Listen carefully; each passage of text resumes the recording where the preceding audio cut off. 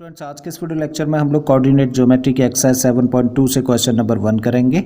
इसमें दिया है हम लोगों को find the coordinates of the point which divides the join of -1,7 and 4,-3 in the ratio 2:3। तो क्वेश्चन में हम लोगों को बोला है कि उस पॉइंट की कोऑर्डिनेट्स निकालिए जो कि इन दो पॉइंट्स को जॉइन कर देने से बने लाइन सेगमेंट को 2:3 में डिवाइड करता है। ठीक है, तो चलिए क्वेश्चन स्टार्ट करते हैं और जो दो पॉइंट्स हम लोगों को दे रखे हैं एक बार इन्हें मेंशन करते हैं। तो पहले पॉइंट को हम लोग नेम दे देते हैं ए और इसके कोऑर्डिनेट्स हैं -1 और 7। ठीक है, और यहाँ हम लोग मान लेते हैं दूसरा पॉइंट बी और इसके कोऑर्डिनेट्स हम लोगों को जो दे रखे हैं वो हैं 4,-3। अब इन दोनों पॉइंट्स को ज्वाइन करा देने से ए बी लाइन सेगमेंट बनता है और इस लाइन सेगमेंट को मान लेते हैं कोई पॉइंट पी है जो कि किस रेशियो में डिवाइड करता है, 2:3 में डिवाइड करता है। और इस पॉइंट के कोऑर्डिनेट्स हम लोगों को फाइंड करने हैं, तो लेट कर लेते हैं कोऑर्डिनेट्स हैं इसके x, y। अब इस चीज़ को हम लोग मेंशन कर लेते हैं,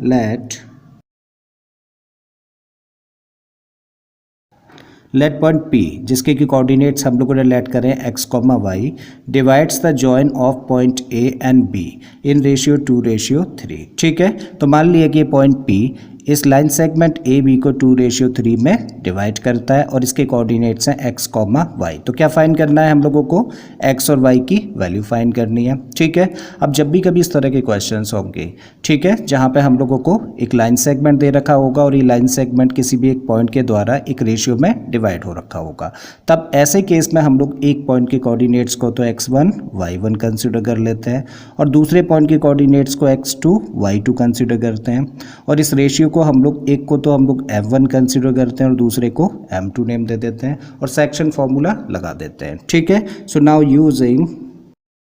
यूजिंग सेक्शन फॉर्मूला। अब सेक्शन फॉर्मूला का यूज़ क्या होता है? सेक्शन फॉर्मूला जब एक लाइन सेगमेंट को कोई भी एक पॉइंट किसी पर्टिकुलर रेशियो में डिवाइड करता है तो उस पॉइंट के कोऑर्डिनेट्स निकालने के लिए हम लोग सेक्शन फॉर्मूला यूज़ करते हैं और सेक्शन फॉर्मूला के अकॉर्डिंग x जो कोऑर्डिनेट होगा वो होता है m1 x2 plus m2 x1 upon m1 plus m2। ठीक है, तो सेक्शन फॉर्मूला लगा के हम लोग x कोऑर्डिनेट निकाल सकते हैं इस फॉर्मूले का यूज़ करके और y कोऑर्डिनेट हम लोगों को निकालना है तो y कोऑर्डिनेट निकालते हैं m1 y2 plus m2 y1 upon m1 plus m2। ठीक है, अब तो देखो सारी वैल्यूज़ हम लोगों के पास में हैं, जस्ट वैल्यूज़ पुट कर देते हैं, सिंप्लीफाई करते हैं। ठीक है, और x और y की वैल्यूज़ निकाल देते हैं। करेक्ट, तो अब देखो m1 इस केस में कितना है, ये है 2, x2 कितना है, ये है 4 रखी वैल्यू, m2 कितना है, m2 है 3 और x1 है माइनस का 1 अपॉन m1 प्लस m2 ये है तो 2 + 3 हम लोगों ने रख दिया। अब इसको सिंप्लीफाई करो, 2 का मल्टीप्लाई 4 में किया तो 8 प्लस माइनस माइनस हो गया, 3 का मल्टीप्लाई 1 में किया तो 3, 2 और 3 कितना हो गया 5, तो 8 में से 3 माइनस किया तो 5 अपॉन 5 और 5 अपॉन 5 का मतलब 1 जो कि x की वैल्यू है। करेक्ट, अब यहाँ पे आओ तो y equal to m1 y2, m1 कितना है, ये तो 2 है और y2 कितना है माइनस का 3 प्लस m2 y1, m2 कितना है 3 है और y1 कितना है इस केस में 7 है। ठीक है, upon m1 plus m2, m1 है 2 और m2 है 3, 2 का मल्टीप्लाई -3 में करेंगे तो -6 हो गया, 3 और 7 का मल्टीप्लाई किया तो 21 हो गया और इन दोनों को प्लस किया तो ये 5।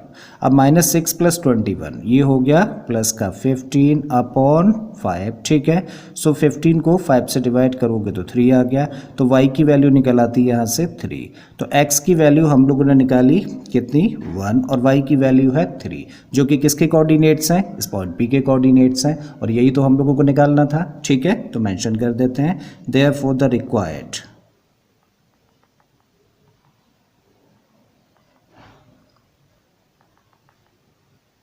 coordinates B कितना 1,3 और यही क्या है, वो पॉइंट है जो कि इस लाइन सेगमेंट को 2:3 में डिवाइड करेगा। ठीक है, तो ये आंसर आ गया हम लोगों का। आई होप स्टूडेंट्स क्वेश्चन आपको समझ आ गया होगा। अगर ऐसा है तो प्लीज़ वीडियो को लाइक कर दें, चैनल को सब्सक्राइब कर लें और बाकी के क्वेश्चंस के लिए आप मेरी प्लेलिस्ट में चले जाइए। इस तरह के बहुत सारे क्वेश्चंस मैंने ऑलरेडी अपलोड किए हैं। फिर से आता हूँ एक नए क्वेश्चन, एक नए कॉन्सेप्ट के साथ में। Till then keep learning and thank you for watching this video.